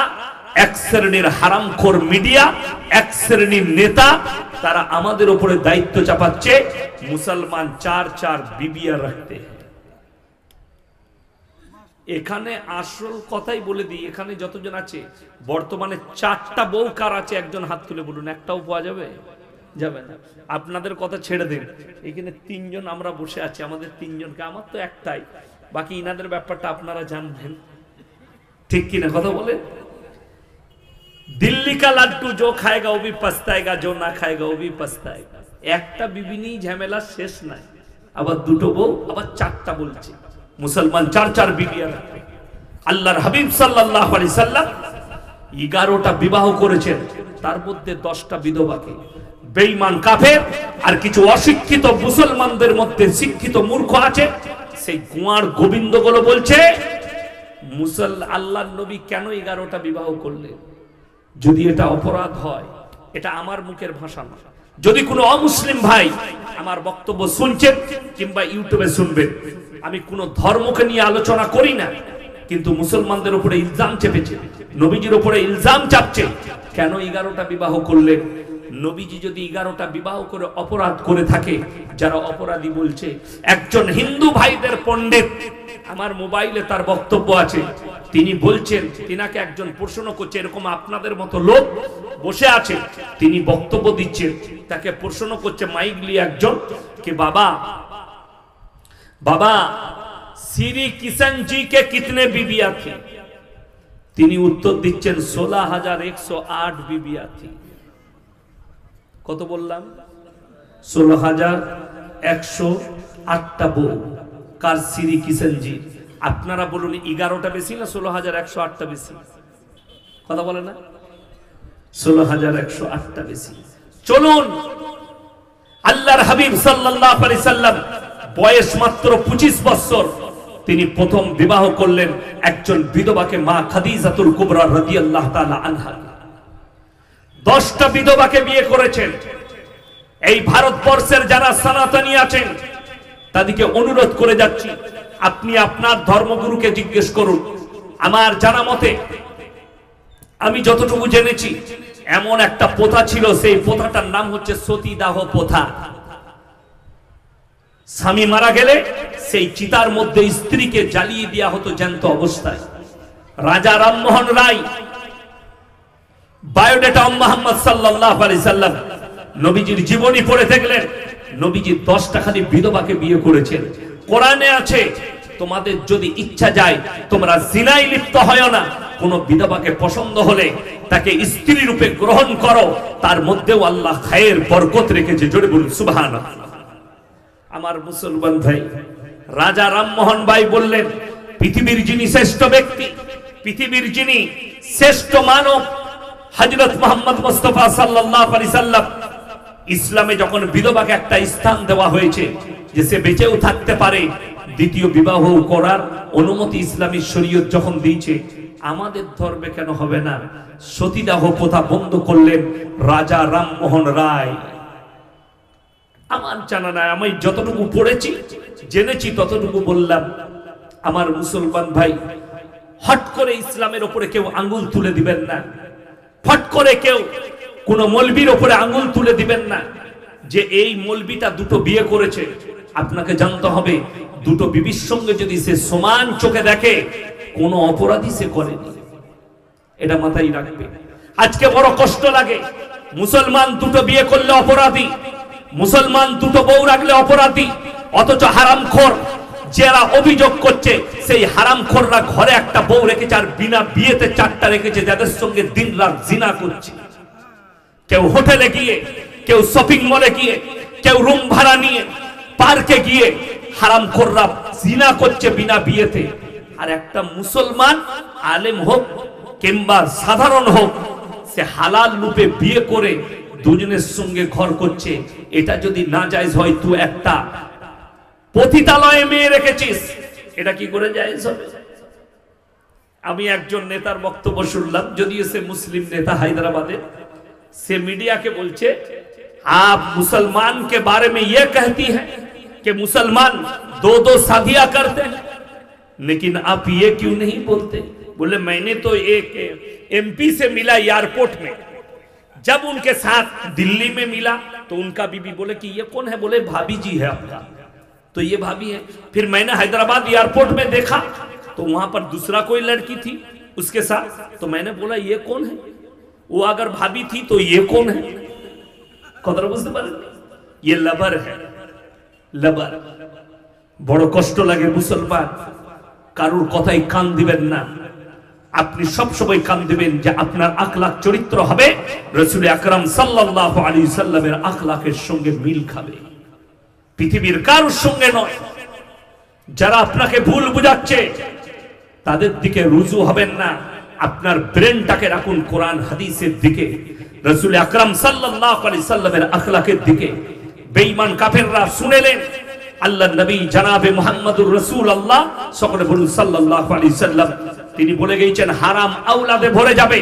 আজকে ভারতবর্ষ ছাড়া লন্ডন, আমেরিকা, জাপান, জার্মান, উত্তর কোরিয়া, দক্ষিণ কোরিয়া, অস্ট্রেলিয়া, ব্রাজিল, স্পেন, যতগুলো বেঈমান কাফের দেশ আছে তারা পার্লামেন্টে পাস করিয়েছে এরপর থেকে যে ছেলেরাই বাঁচবে তারা যদি ইচ্ছা করে মায়ের পরিচয়ে বাঁচতে পারবে। তার মানে তারা নাম দিয়েছে রিলেশনশিপ। আজকে হে আমার ভারতের যুবকরা, হে আমার ভারত বাংলাদেশের মুসলিম যুবকরা শোনো, যুবতীরা শুনে যান, যারা স্কুলে পড়েন, যারা আপনার স্কুলে কলেজে পড়েন, যারা ইউনিভার্সিটিতে পড়েন, যারা মনে মনে ভাবছেন যে ইসলামী শরীয়তে এই মৌলবীরা মানুষকে বঞ্চিত করছে, আমরা তো ভালোই আছি। বেঈমান কাফের রাজকে অনেক মৌলবী বেরিয়েছে, শুনেলেন কালকে জলসায় বলেছি এই জাহান্নাম আল্লাহ উদ্বোধন করবেন এক শ্রেণীর হুজুরদের দ্বারা, আলেমদের দ্বারা। তার প্রমাণও আমি দিয়েছি, তার প্রমাণ বাংলাদেশে আছে, তার প্রমাণ বাংলাদেশে। আমি কয়েকদিন আগে দেখলাম যুবকরা তার বক্তব্য শুনে, তার নাম হচ্ছে আবরারুল হক আসিফ, একটা মঞ্চে বক্তব্য দিচ্ছে, মেয়েরা তার সামনে বসে আছে। রাস্তায় তোমার যে মেয়েটা তোমার পছন্দ হবে, জাস্ট জানবে মেয়েটা তোমার জন্য কম্পেটিবল, তুমি ওকে বিয়ে করতে পারো। আমি উত্তর দিয়েছি, বাজারে যদি তোমার মাকে আমি দেখে আমার পছন্দ হয়, তোমার মায়ের সাথে আমার বিয়ে দিবে? এটা শরীয়ত মেনে নিবে? এই ধরনের হুজুররা জাহান্নামের খোরাক আল্লাহ এদের দ্বারা উদ্বোধন করবে, যারা মানুষকে জিনায় লিপ্ত করাচ্ছে। এরা বলছে তোমার যদি কোনো মেয়েকে পছন্দ হয় তাকে প্রপোজ করো। ইসলামী শরীয়তে প্রেমটা হারাম, অবৈধ প্রেম হারাম, আল্লাহর কসম করে বলছি। এই স্টেজে বসে আছি, কোন পাপের বেটা মৌলবি যদি এখানে প্রমাণ করাতে পারে যে আপনি ভুল বলছেন, প্রেম করা জায়েজ আছে, আমি জীবন আর বক্তব্য দেবো না, খালি কোরআন হাদিস নিয়েছে প্রেম জায়েজ আছে, মায়ের সঙ্গে জায়েজ আছে, বোনের সাথে জায়েজ আছে, প্রতিবেশীর সাথে জায়েজ আছে, ভাইয়ের সাথে জায়েজ আছে, ওই প্রেমটা জায়েজ আছে। তোমরা যেটা বলতে চাইছো ওটা হচ্ছে জিনা করা। এক পর পুরুষ আর পর নারী। যে কোনো জলসায়, আমি 2025 সালের ডেট নিয়েছি ওয়াদা করে, যদি কোনো জলসায় মেলা বসে, সেই জলসায় আমার গাড়ি আর ঢুকবে না, গাড়ি ব্যাগ দিয়ে ঘর যাবে, আর সে পয়সাও আমার কাছ থেকে ফেরত পাবে না। পারে তো আমার যা করে নেবে, আমি দেখে নেব। 2025 সালে যতগুলো ডেট নিয়েছি, মেলা বসালে সেই জলসায় আমি নাই। হারাম কাজে ইসলামী শরীয়তে মেলা হারাম। একটা পর নারী আর পর পুরুষ যদি নির্জনে এক কাছে হয়, তৃতীয় নম্বর যে লোকটা হাজিরি দেয় তার নাম হচ্ছে শয়তান। আর কোরআনে সূরা ইউসুফে আছে প্রথম পৃষ্ঠায়, ইন্না শাইতানা লিল ইনসানি আদুউম মুবিন, শয়তান হচ্ছে মানুষের প্রকাশ্য দুশমন। আপনার সবথেকে বড় দুশমন হচ্ছে শয়তান। সে আপনাকে উস্কানি মারবে। মেলাতে 10টা 12টা মেয়ে, 10টা 12টা ছেলে একসাথে ঘুরছে, চলছে রাস্তায়, শয়তান বললে কেউ নাই, দে চালিয়ে এরকম করে মেরে পালিয়ে গেল। ঠিক বললাম না ভুল বললাম? চিমটি কেটে দিলে, চুল টেনে দিলে, বাস। যে মেয়েটা হেসে দিলে মানে ফেসে গেল, হাসি তো ফাঁসি। এরপরে বাঁচবে কি করে জিনা থেকে? বেঈমান কাফেররা আপনার দ্বারা জিনা করাচ্ছে, আপনি বুঝতে পারেন না। আপনি কি মনে করছেন পতিতালয় যেগুলো টাউনশিপে আছে এগুলো শুধু পতিতালয়? বর্তমানে সব থেকে বড় পতিতালয় হচ্ছে সরকার যে পার্কগুলো বানিয়েছে, ওই পার্কগুলো। অবাধে জিনা চলছে, বলাৎকারী চলছে অবাধে। কি করে? বেঈমান কাফেররা নাম দিয়েছে। ওরা নাম দিয়েছে 14ই ফেব্রুয়ারি ভ্যালেন্টাইন ডে, নাম দিয়েছে ভ্যালেন্টাইন ডে, কাজ হচ্ছে জিনা করা। নাম দিয়েছে কিস ডে, কাজ হচ্ছে জিনা করা। নাম দিয়েছে চকলেট ডে, কাজ হচ্ছে জিনা করা। নাম দিয়েছে রোজ ডে, কাজ হচ্ছে জিনা করা। এইগুলোই হচ্ছে ইহুদি নাসারা বেঈমান কাফেরদের আখলাক, যেটা আজকে মুসলমানরা অ্যাকসেপ্ট করে নিয়েছে যে এটার দ্বারাই। এগুলো তো ভালো জিনিস, প্রেম ভালো জিনিস। কে বললো আপনাকে প্রেম খারাপ জিনিস? প্রেম তো আমরা মৌলবীরাও জানো ভালো ভালো জিনিস। বিবিকে প্রেম করো। যদি বলেন ইসলামী শরীয়ত সম্পর্কে একটু বলুন, একটা মেয়েকে পছন্দ হলে কিভাবে আমি বিয়ে করতে পারবো তাকে? আপনি অবশ্যই পাবেন। যদি কোনো নারীকে, আপনার কোনো মেয়েকে পছন্দ হয়, তার বাড়িতে বিবাহের প্রস্তাব পাঠান, তাতে তোমার প্রস্তাব ফিরে আসুক, তা আপনার হয়ে যায়। দুটোর মধ্যে একটা হবে। তকদিরে থাকলে হবে, তকদিরে যদি না থাকে হবে না। এই তকদিরকে বিশ্বাস সবাই করব। জোরে বলুন ইনশাআল্লাহ। তকদিরের মালিক কে? আরো জোরে বলুন কে? তকদিরের মালিক হচ্ছেন একমাত্র আল্লাহ রাব্বুল আলামিন। তাইলে আপনার যদি তকদিরকে বিশ্বাস থাকে, আপনি প্রেমের বিশ্বাসী কি করে হলেন? আপনি হারাম কাজের বিশ্বাসী কি করে হলেন? বয়ফ্রেন্ড আর গার্লফ্রেন্ডের বিশ্বাসী কি করে হলেন? এইগুলো তো হচ্ছে বেঈমান কাফেরদের ভাষা, এগুলো বেঈমান কাফেরদের আখলাক। আপনার চরিত্র বয়ফ্রেন্ড হবে না, আপনার চরিত্র যাকে পছন্দ তাকে আপনি নিবেন। এখনকার যুবকরা বলছে না, আমাদের বাপ দাদারা হাদিস কুরআন জানতো না বে, আমরা অনেক হাদিস কুরআন জানি। তো তাহাজ্জুদ গুজার হয়েও তোকে জাহান্নামে যেতে হবে। এটা লিখেলেন, আমি বলে যাচ্ছি। এই যুবক, এখনকার শুনেছেন হালাল প্রেম বেরিয়েছে আমাদের দেশে? হালাল প্রেম জানেন? হ্যাঁ, প্রেমের নাম দিয়েছে যুবকরা হালাল। ওই হারামখোর হুজুররা নাম দিয়েছে। কি বুঝলেন? প্রেমিককে জিজ্ঞেস করছে, তুমি সেহরি খেয়েছ? আমি খেয়েছি। তুমি খেয়েছি? নামাজ পড়লে? হারামখোর। নারী পুরুষ নির্জনে একটা পর নারীর সঙ্গে যদি কেউ কথা বলে, হারাম, জিনা করার সমান পাপ হবে। আপনারা মনে করেন না শুধু শারীরিক মিলনটার নাম জিনা? না, চোখের জিনা, হাতের জিনা, জুবানের জিনা, আপনার কানের জিনা, শারীরিক মিলনের জিনা, পায়ের জিনা।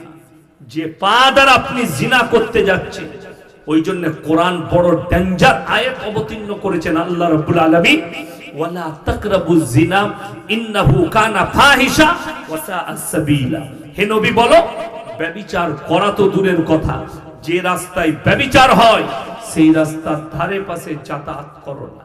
আর যারা ভরসা করে আছেন আমি যত রকমের পাপ করি, যাই করি, মৌলভী সাহেব আপনি যাই বলেন, আমাদের হুজুররা দোয়া করে পার করাবে, জান্নাতে নিয়ে যাবে।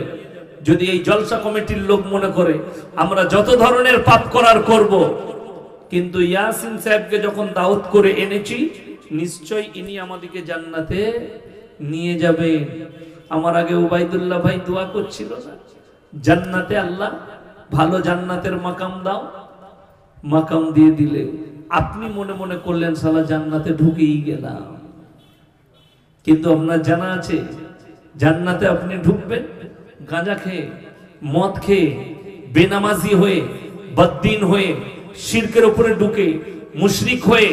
আপনি এটা ভাববেন না যে কাবা ঘরে নামাজ পড়লেই সে মুমিন হয়ে যাবে, উমরা করে এলে সে হাজী হয়ে গেল, হজ করে এলে সে হাজী হয়ে গেল। আপনাদের জানা আছে যদি হজ করার পরে হাজী হয়ে যায়, উমরা করলে যদি জান্নাত কাছে হয়ে যায়। শাহরুখ খান কিছুদিন আগে উমরা করতে গেছে, ঘুরে এসে আবার মন্দিরে পুজো দিতে গিয়েছে। পুরো পাচ্ছে আমাদের। আমির খান উমরা করতে গেছে, ঘুরে এসে আবার মন্দিরে পুজো দিতে গেছে। কষ্ট লাগে। আপনি মনে করেছেন ভাই যা করব না করব অসুবিধা নাই, হুজুররা আছে, তোমার হুজুরেরও বীজ মারা যাবে, তোমারও বীজ মারা যাবে। চলুন আমাদের মৌলবীদের কথা ছেড়ে দেন।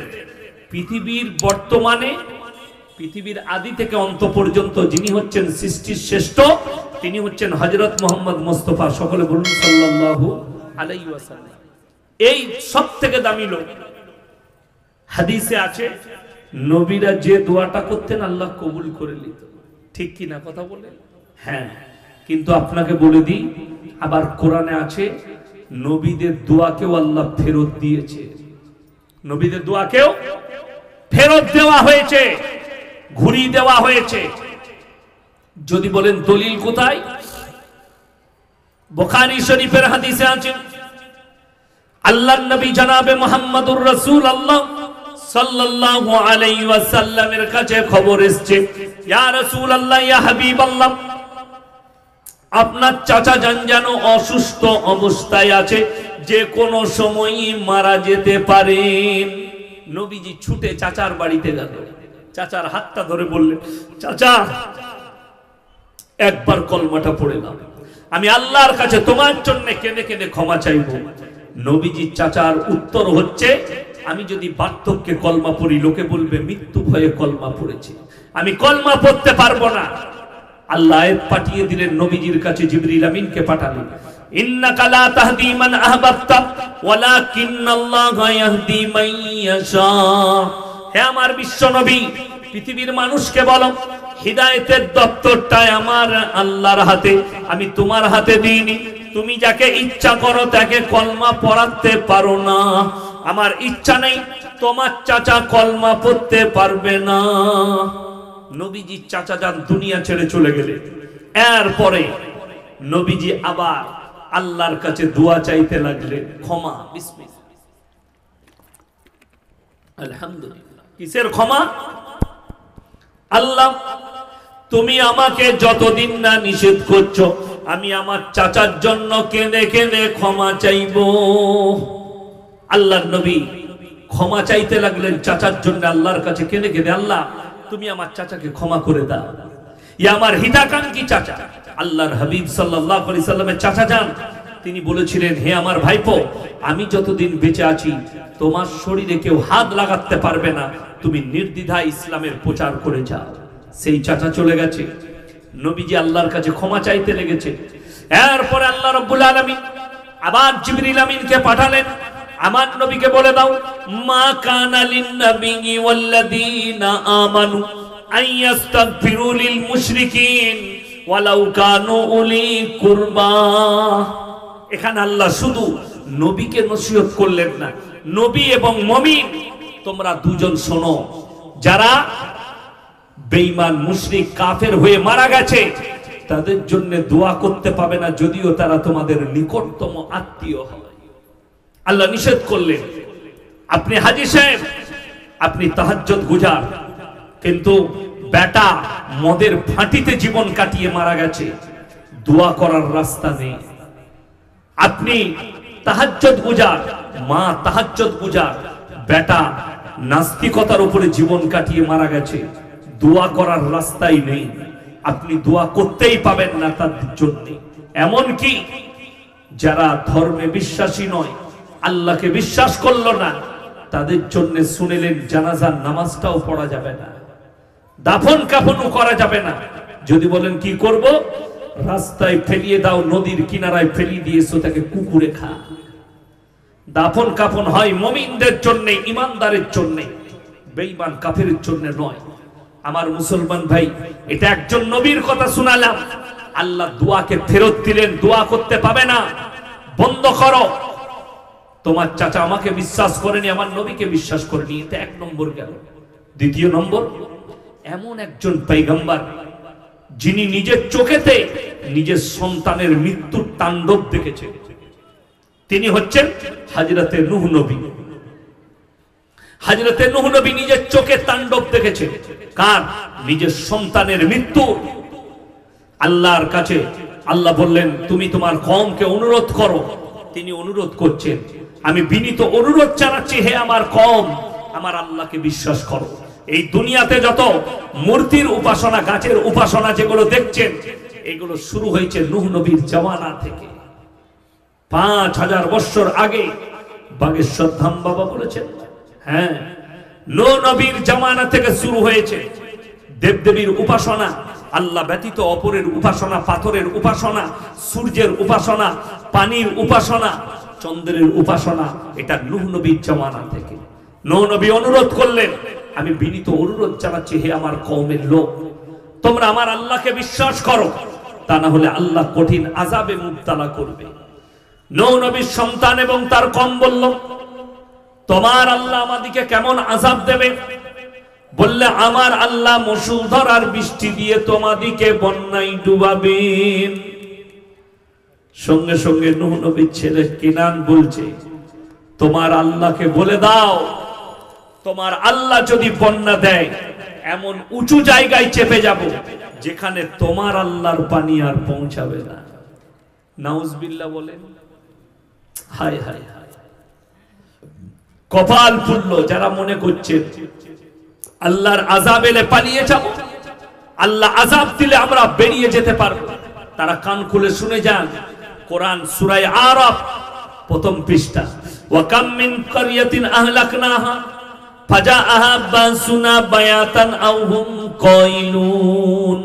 হে আমার নবী, আমি যখন কোন জাতিকে ধ্বংস করি, নির্দিষ্ট সময়ে ধ্বংস করি, নির্দিষ্ট জায়গায় ধ্বংস করি।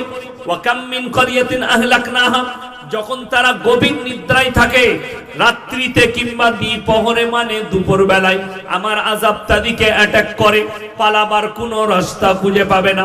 আমার আল্লাহ রাব্বুল আলামিন বললেন, হে আমার নূহ নবী, তুমি নৌকার উপরে চাপো, যারা তোমার উপরে যারা ঈমান এনেছে তাদেরকে নাও, এবং যতগুলো জীবজন্তু পশু পক্ষী আছে জোড়া জোড়া নিয়ে নাও। আমি আল্লাহ পৃথিবীটাকে প্রলয় ঘটাবো। আজকের তারিখ পর্যন্ত পৃথিবীতে যতগুলো বন্যা হয়েছে, সব থেকে বড় প্রলয় ঘটেছিল নূহ নবীর জামানায়। সমুদ্রের পানিকে আল্লাহ 1250 ফুট উপরে তুলে দিয়েছিলেন, সব ডুবে গেছে। নূহ নবী চোখের সামনে দেখতে পাচ্ছে তার সন্তান কম ডুবে মারা যাচ্ছে, হৃদয়ে পিতৃস্নেহ জেগেছে। আল্লাহর কাছে দোয়া করে দিলেন, লা আসিমাল ইয়াউমা মিন আমরিল্লাহ, ওগো আল্লাহ, এ আমার ওরসজাত পুত্র, তুমি একে রক্ষা করো। আল্লাহ সঙ্গে সঙ্গে ধমক দিলেন, লামিনাল খাসিরিন, যে আমাকে মানেনি, আমার নবীকে মানেনি, আমার দ্বীনকে মানেনি, তার জন্য তুমি আমার কাছে আবেদন নিবেদন করো না, তা না হলে তোমাকেও ক্ষতিগ্রস্তদের মধ্যে ফেলে দেব। নূহ নবীর দোয়া বন্ধ হয়ে গেল, দোয়া চাইতে পাইনি, দোয়ার করতে পারলেন না, বন্ধ করে দিতে হলো দোয়া, আর চাইতে পাবে না।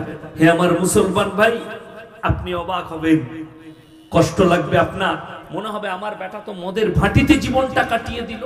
আপনার মনে মনে হবে আমার সন্তান জীবনটা কাটালো গুনার কাজে, মদেতে, গাঁজাতে, নাস্তিকতায়। আমি কি তার লেগে দোয়া করতে পাবো না? এক্স্যাক্টলি পাবেন, আল্লাহ বিচার করবেন।